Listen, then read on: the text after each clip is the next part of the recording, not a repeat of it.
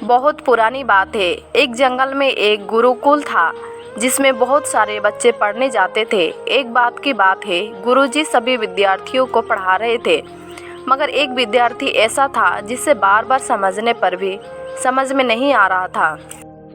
गुरुजी को बहुत तेज से गुस्सा आया और उन्होंने उस विद्यार्थी से कहा, जरा अपनी हथेली तो दिखाइयो बेटा। विद्यार्थी ने हथेली गुरुजी के आगे कर दी। हथेली देखकर गुरुजी बोला, बेटे तुम घर चले जाओ, आश्रम में रहकर अपना समय व्यर्थ मत करो, तुम्हारे भाग्य में विद्या नहीं है। शिष्य ने पूछा, क्यों गुरुजी? गुरुजी ने कहा, तुम्हारे हाथ में विद्या की रेखा नहीं है। गुरुजी ने एक होशियार विद्यार्थी की हथेली उसे दिखाते हुए कहा, यह देखो, यह है विद्या की रेखा, यह तुम्हारे हाथ में नहीं है, इसलिए तुम समय नष्ट न करो और घर चले जाओ और वहाँ अपना कोई काम देखो। यह बात सुन के विद्यार्थी ने अपने जेब से एक चाकू निकाला, जिसका प्रयोग वह रोज़ सुबह अपने दातून काटने के लिए करता था। उस चाकू से उसने अपने हाथ में एक गहरी लकीर बना दी। हाथ से खून बहने लगा। तब वह गुरुजी से बोला, मैंने अपने हाथ में विद्या की रेखा बना ली है गुरुजी।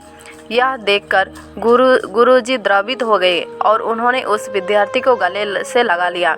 गुरुजी बोले, बेटा तुम्हें विद्या सिखाने से कोई ताकत नहीं रोक सकती है। दृढ़ निश्चय और परिश्रम हाथ की रेखाओं को भी बदल देती है।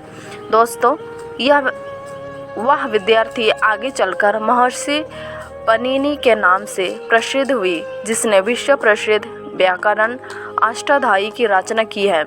इतनी सदियां बीत जाने के बाद भी आज 27 वर्षों बाद भी विश्व को किसी भी भाषा में ऐसा उत्कृष्ट और पुण्य व्याख्या का ग्रंथ अब तक नहीं बना।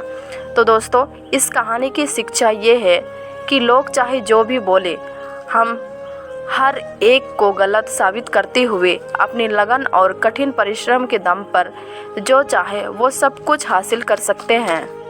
तो दोस्तों, ये छोटी सी एक मोरल स्टोरी आपको कैसी लगी कमेंट सेक्शन में ज़रूर बताना, और अगर अच्छी लगी हो तो प्लीज़ इसे अपने दोस्तों के साथ शेयर करना, और अगर आप चैनल में नए हो तो प्लीज़ चैनल को सब्सक्राइब करके बेल आइकन भी दबा देना फॉर लेटेस्ट अपडेट के लिए।